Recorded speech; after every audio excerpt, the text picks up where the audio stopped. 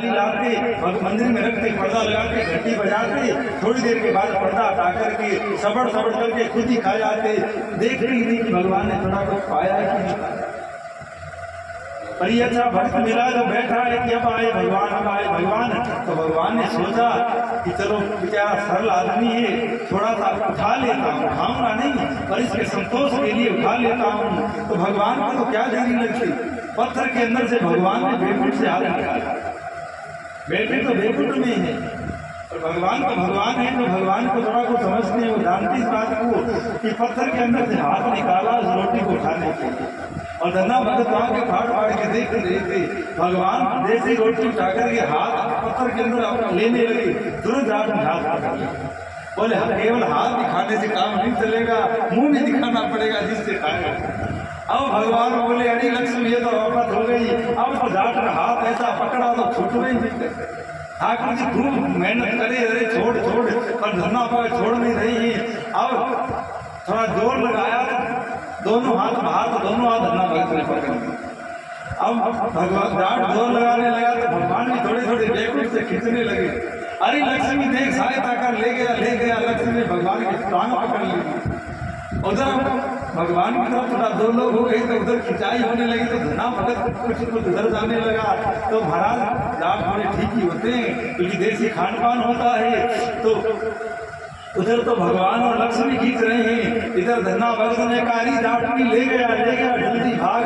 अब महाराज वो 4 हाथ उससे भी बड़ी थी, उसने पकड़ करके हाथ देख भीड़ देना तो जैसे भैंस गाय और पटाखे से किस तरह बाहर आके पड़े, वैसे भगवान और लक्ष्मी दोनों आकर के धना की आंगन में पड़े। ऐसे संत लोग कथा कहते, बोले महाराज भगत ऐसे होते हैं कि भगवान को भी अब कहाँ तो दर्शन भोजन ही नहीं कर रहे थे और कहाँ परिवार सहित आकर के धन्ना के आंगन में पड़ गए और भोग लगाया।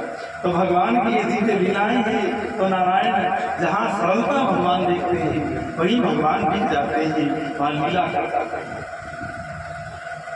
तो ब्रजवासियों के घरों में अनेक भगवान लीला करते हैं। और आज जो भी कथा है वो कोई भूतकाल की कथा नहीं, क्योंकि अभी जो कथा चल रही है कोई त्रेता युग की है, कोई सतयुग की है, कोई द्वापर की है, कुछ कलयुग की है। लेकिन ये भूत भविष्य वर्तमान ये संसार में लागू है। भगवान के यहाँ सदैव सदैव वर्तमान। ये कथा कोई वर्तमान भूतकाल की नहीं है, ये वर्तमान की कथाएं हैं। जो चाहे तो दर्शन कर सकता है। वैसा भाव वैसी सरलता आए तो आज भगवान दर्शन दे सकते हैं, लीला कर सकते हैं। और जब तक हम में होशियारी रहेगी, चतुराई रहेगी, कुटिलता रहेगी तो भगवान सपने में भी नहीं आ सकते हैं। भगवान कह रहे हैं छल छिद्र मोई कपटल चित्र न भावा, सोनर मोई सपने ही नहीं पावा। इसके अंदर सुई की छेद के बराबर भी कपट है, वो मुझे सपने में भी नहीं प्राप्त कर सकता है, प्रत्यक्ष में प्राप्त करना तो दूर की बात है। तो भगवान ब्रजवासियों की सरलता को देख करके ऐसी ऐसी लीला करते हैं। जो लीला जब हुई तब तो दिव्य हुई, उसको अनेकानेक रसिक जन सुन करके बड़े ही आनंद का अनुभव करते हैं। ऐसे भगवान की दिव्य लीला। एक बार कोई अखबार पढ़ लेते हो, दूसरे दिन उसकी ओर देखते हैं।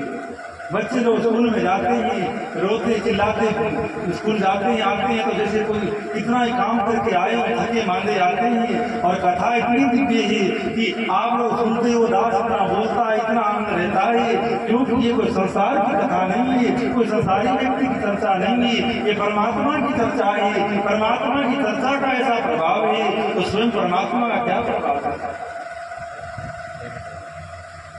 तो देखो वैसे तो भाव विशेष विशेष आते रहते हैं, कौन से कहीं कौन से छोड़े, कुछ कथा भी जरूरी है। तो साथ साथ में इन बातों का भी श्रवण करें और कुछ कथा का भी श्रवण करें।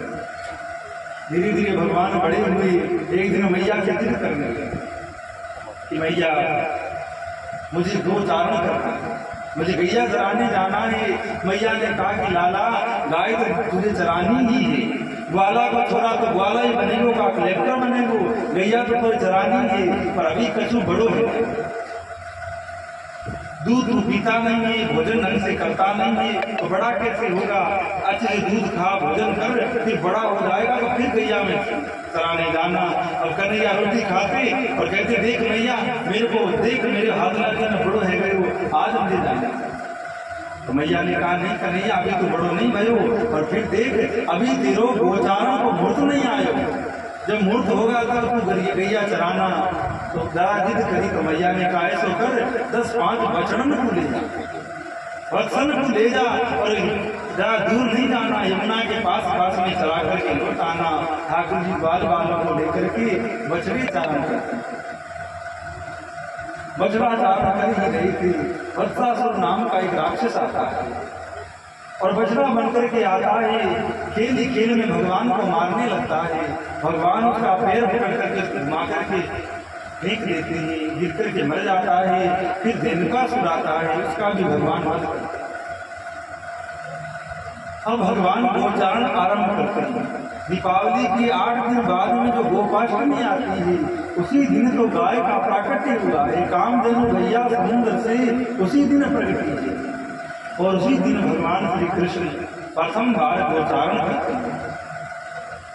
और ये गाय भी कोई सामान्य गाय नहीं है, बड़े बड़े महात्मा ब्रज में गाय बन करके आए हैं। ब्रह्मा जी तो कह रहे हैं कि हे भगवान, अगर मुझे ब्रज का कोई व्यक्ति बनाओ तब तो आपका कहना क्या है, अगर व्यक्ति भी नहीं बनाओ तो मुझे ब्रज की गाय बना दो, नंद बाबा की गाय बना दो, जिन गायों को कन्हैया चराते हैं। गाय भी नहीं बनाओ तो ब्रज का पेड़ बना दो, पेड़ भी नहीं बनाओ तो ब्रज का पत्थर बना दो, पत्थर भी नहीं बनाओ तो ब्रज की रेत बना दो, जिस रेत में कन्हैया के चरण पड़ते हैं। तो ब्रज में जो कुछ भी बना है वो सब दिव्य बनेंगे, कोई सामान्य कोई बात नहीं है। तो ये गाय जो है ये सब बड़े बड़े महात्मा हैं, जिनका कारण जिस प्रकार ग्वाला गायों को लेकर निकलता है, उनको हाँकता है, तो मानो भगवान इन जीवों को हाँक रहे हैं, इनका पालन कर रहे हैं, इनका पोषण कर रहे हैं। बड़ी सुंदर दिव्य झांकी होती है जब श्याम सुंदर गायों को लेकर के वृंदावन से निकलते हैं। सुबह सुबह सबरे ब्रजवासी दौड़ करके नंद भवन के आगे पहुंचकर हल्ला करने लगते हैं, अरे कन्हैया अभी तक जगो नाई का टाइम सामने है गयो गौचारण करने को, जल्दी से आप अपने गौचारण करने निकलते हैं। यशोदा जाकर कन्हैया जागो जागो बंसी वारे ललना, नदी मध्यत गोपिन सुनियत है, कंगन के झनकारे, जागो बंसी वारे ललना, बाल बाल द्वारे ढाड़े, कन्हैया कन्हैया पुकारे, जागो बंसी वारे ललना। इस तरह करके यशोदा कन्हैया को जगाती है, स्नान करवाती है और कुछ बाल भोग करवा करके कुछ भोग साथ में बांध देती है कि जब जो को भूख लगे तो वन में पा लेना। और ठाकुर जी बड़ा सुंदर दिव्य श्रृंगार करके व्रत से निकलते हैं। भगवान की बड़ी दिव्य झांकी है, इस झांकी का ध्यान सदैव करना चाहिए, बड़ी बड़ी गायों का ध्यान करना चाहिए, श्याम सलोने श्याम सुंदर का ध्यान करना चाहिए। सुखदेव बाबा कहते हैं, अरे परीक्षित मेरे पर कृपा इसी लीला से भई क्योंकि आपने प्रथम दिन सुना था। सुखदेव जी गुफा में थे और जो ब्रह्मचारी बालक थे उन्होंने श्लोक गाया था, वरहा पीडम नटवर बपू कर्णयो कर्णिकारं वीभद्रवास कल्प कपीसं वेदयन्तीं च मालां रन्ध्रान् वेणुम् अदर सुदया पूरयन् रूपवृन्दे वृन्दारण्यं सवपद रमणम् अराविशदगीत गीरति। हे परीक्षित, इसी लीला से मेरे पर कृपा हुई, मैंने गोचारण करते हुए श्याम का दर्शन किया तो मैं निर्गुण के उस सामान्य रस को त्याग करके उस सगुण ब्रह्म के रस को लेने के लिए व्याकुल उठाता। तो एक परीक्षित, जो भी मनुष्य गोचारण लीला का ध्यान करता है भगवान उसको विशेष कृपा करता है। हजारों लाखों की संख्या में गाय हैं और गायों में भी कोई श्याम वर्ण की है, कोई श्वेत वर्ण की है, कोई पीत वर्ण की है। और भगवान हियो हियो करते हुए गायों को घेरते हुए वृंदावन के वनों की ओर निकलते हैं जिधर गिरिराज गोवर्धन पर्वत है।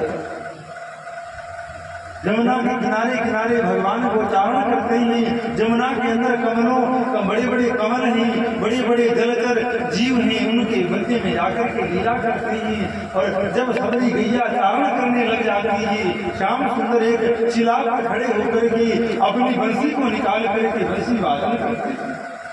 और हे परीक्षित, श्याम सुंदर की बंसी का ऐसा प्रभाव है कि बंसी सुनने से जड़ चेतन हो जाता है और चेतन जड़ हो जाता है। जमुना का जल जो चेतन है, जो बहता रहता है, जब बंसी का वो निनाद होता है तो जमुना का जल ठहर जाता है और जो पत्थर स्थिर है, जड़ है, वो बंसी का नाद सुन करके पिघलने लग जाते हैं। जमुना के जल में बहाव आ जाता है। श्याम सुंदर बड़ी शिला पर खड़े होते हैं पर जमुना का जल वहां पहुंच जाता है। श्याम सुंदर के चरणों का प्रक्षालन करता है। जमुना जल के अंदर अंदर कमल ला करके श्याम सुंदर के चरणों में चढ़ा देती है। बड़े बड़े हिरण अनेक वनचर घूमते हुए जब उनके कानों में बंसी का नाद सुनाई पड़ता है तो हिरण घास चढ़ता चढ़ता जैसे पाषाणवत मूर्तिवत हो जाता है। मुंह की घास मुंह में रह जाती है और स्थिर भाव से बंसी का निनाद सुनते हैं। गाय जो घास चल रही होती है, इधर उधर घूम रही होती है, श्याम सुंदर की बंसी जब बजती है तो बंसी जब गायों के कान में जाती है तो गाय गाय करना भूल करके एक टक से श्याम सुंदर को निहारा करती है। ये लीला कुछ और नहीं है, ये लीला ये कथाई की लीला है। ये जो भागवत है वो कोई और नहीं है, श्याम सुंदर की बंसी है। श्याम सुंदर बड़ा सुंदर उनका भेष में पीताम्बर धारण की हुई है। कांधे पर काली कमरिया है, घुंघराले केस है, मोर मुकुट है, बड़ा सुंदर श्रृंगार। ब्रजवासियों ने कई बार ब्रजवासी क्या करते, गोप बालक क्या करते, अनेक फूलों को पत्तों को ला करके और पत्थरों की कुंडी में रगड़ करके रंग बना लेते और सुंदर पत्थर पुष्पों से श्याम सुंदर के शरीर का श्रृंगार करते। नए नए फूल ला करके गुथ करके माला बना लेते। फूलों ही कपड़े, फूलों की धोती, फूलों के कंगन, फूलों के बाजूबंद बना करके श्याम सुंदर को शिला पर बिठा करके उनका सुंदर श्रृंगार और श्रृंगार करके फिर जो कुछ घर से लाते कहते, कन्हैया अब तू हमारो देवता बन गयो, आज हम देवता देवता खेलेंगे, तू हमारो भगवान है। अब पुजारी लोग जैसे भगवान की पूजा करते वैसे भगवान की सका भगवान की पूजा करते और ठाकुर जी कुछ देर तो उनके संग लीला करते और बाद में उसी सिंहासन के संग खेलने लगते। बड़े बड़े देवता आसन में पड़ जाते, कई तो लीला देख देख करके मूर्छित हो जाते, अपने विमानों से गिर पड़ते। जो विमानों में बैठकर लीला देखते वो इतने लीलाओं में डूब जाते कि होश आवाज होकर के बीच में उनको लीला चल रही वहां पड़ जाते। भगवान इशारा करके भगाते कि मेरी लीला में विघ्न कर रहे हो, भागो। देवता जल्दी से भागते हो, ये भगवान से हट रखते हैं। तो ऐसी दिव्य लीला होती। अब देखिए ये गाय कोई और नहीं है, हम सब जीव भगवान की गाय हैं और भगवान जिस प्रकार वृंदावन में भी गाय है और वृंदावन में ही कृष्ण है, वैसे ही हम सब भगवान के साथ ही रहने वाले जीव हैं। पर भगवान के मन में आती है तो भगवान इस संसार रूपी वन में अपनी गायों को चराने के लिए निकलते। अब वन में आने के बाद में जिस प्रकार श्याम सुंदर की गायें चलते चलते कई बार दूर चली जाती है, उसी प्रकार हम सब भगवान की गायें इन संसार के विषय रूपी भोगों की घास करते हुए हम भगवान से बहुत दूर आ गए हैं, भगवान से बहुत विपरीत चले गए। और जब सांझ होने लगती है, शाम होने लगती है, तो वृंदावन में वापस लौटने का समय होता है। तब श्याम सुंदर बंसी बजाते हैं और बंसी में गायों का नाम ले लेकर के निनाद करते हैं। तो जो गाय जहाँ होती है वहीं से वापस लौट पड़ती है और शाम होने से पहले पहले श्याम सुंदर के संग होकर के वापस लौट पड़ती है। तो आप लोग भी ध्यान दे करके सुनिए, हम सब भी इस संसार के भोग वासनाओं के सुख को लेते हुए भगवान से बड़े दूर आ गए हैं। इन विषय रूपी घास खाते हुए हम भगवान की बंसी को सुन नहीं पाते। ये भागवत रूपी बंसी बज रही है, शाम हो गई है, चलो सब वृंदावन चले, अपने घर में चले, अपने श्याम सुंदर का दर्शन करें। पर हमको ये बंसी सुनाई नहीं देती है और जिन गायों को भगवान की बंसी सुनाई नहीं देती है वो गाय उस जंगल में रह जाती है और बाद में बड़ी व्याकुल होती है, बड़ी दुखी होती है कि श्याम सुंदर कहाँ चले गए, वो परमात्मा कहाँ चले गए, वो सुख वो आनंद कहाँ चला गया। जिसके लिए जिस प्रकार गाय व्याकुल है उसी प्रकार इस संसार के मनुष्य व्याकुल है, वो सुख के लिए सारंग। पर जो भाग्यशाली जीव होता है, कब जो गायें ज्यादा दूर नहीं गई थी, भगवान के आसपास ही चल रही थी, जैसे श्याम सुंदर ने बंसी बजाई, सब गायें दौड़ दौड़ करके आ गई थी। और श्याम सुंदर पुनः हियो हियो करते हुए गायों को घेरते हुए वापस वृंदावन में लौटते हैं। अब सब गोपियां, पता लगता आज श्याम सुंदर इस गली से निकलेंगे, सब गोपियां अपनी गली गुहार देती हैं कि कन्हैया नंगे पैर जाता है तो उसके पैर में कंकर नहीं लग जाए, उसके पैर में कोई कांटा नहीं लग जाए। गोपियां सुबह जल्दी उठ करके गलियां बुहारती, और ये गली बुहारने की परंपरा तब से चली है। आजकल तो बंद हो गया है, पर कई गांव में कभी भी देखने को मिलता है कि माताएं सुबह उठ करके घर में झाड़ू देती है और बाद में गली बुहारती, और गली बुहारने में भजन गाती है, और गोचारण जिला का भजन होती है कि मैं गली बुहार रही हूँ, इस गली से श्याम सुंदर निकलेंगे अपनी गायों को, ऐसी सुनार से। और जिस गली से श्याम सुंदर निकल जाते, सब गोपियां टालियों पर चढ़ जाती श्याम सुंदर का दर्शन करने के लिए। और कई गोपी तो इतनी डूब जाती कि भूल जाती कि मैं अटारी पर खड़ी हूँ, दौड़ पड़ती कृष्ण से मिलने के लिए, तो अटारी से दौड़ के नीचे गिर जाती, दोबारे से नीचे गिर जाती, पर उसको लगता कि मैं गिर तो गई, पर श्याम सुंदर ने बाहें फैलाकर नीचे उठाया। ऐसे दिव्य लीला ब्रज में हुआ करती है। श्याम सुंदर बंसी बजाते जाते, और देखो श्याम सुंदर की हर एक बात दिव्य है, गायों के बीच में चलते, और एक हाथ में तो बंसी रखते, बंसी बजाते रहते, और एक हाथ गायों के ऊपर रखते। अब गायें तो हजारों लाखों हैं और श्याम सुंदर एक नहीं है, पर भगवान क्या करते, सब गायों को यही लगता कि श्याम सुंदर तो मेरे ही बगल में चल रहे हैं, मेरे ऊपर ही हाथ रख रखा है। और जिस गाय के ऊपर श्याम सुंदर का हाथ होता, वो गाय तो महाराज क्या कहें, इतनी डूब जाती, उसके रोम पुलकित हो जाता, आंखों से धारा बहती रहती, और गाय मस्त चाल में चलती रहती। सब गायों की स्थिति एक जैसी रहती, क्योंकि ये सामान्य मनुष्यों की लीला नहीं है। आप यहाँ बैठे हो तो घर में नहीं हो, कोई घर में बैठा है तो यहाँ पर नहीं है, पर परमात्मा दिव्य प्रभावशाली शक्तिशाली है, एक होकर के भी अनगिनत हो जाते हैं। और सब गायों को ऐसा अनुभव होता है कि श्याम सुंदर मेरे साथ साथ चल रहे हैं, अपना एक हाथ मेरे ऊपर रख रखा है, और बंसी बजाते हुए श्याम सुंदर सुबह निकलते हैं, दिन भर वन में वन भोज करते, वन लीला करते हैं, और शाम को वापस वृंदावन में लौट जाते हैं। और ब्रज में वृंदावन में जो अनेकानेक लीला करके अनेकानेक राक्षसों का संहार करते हैं, उनको परम धाम क्योंकि राक्षस विचार करते हैं, अगर वृंदावन में राक्षस आएंगे तो मेरे ब्रजवासी भयभीत होंगे, परेशान होंगे, तो एकांत में इसीलिए जाते हैं ताकि वहां पर उनका स्नोह हो। तो दास का तो मन यही रहता है कि गोचारण लीला से बाहर जाए, इसी की चर्चा करें। इतना रहस्य संत लोग बताया करते हैं इस गोचारण लीला का।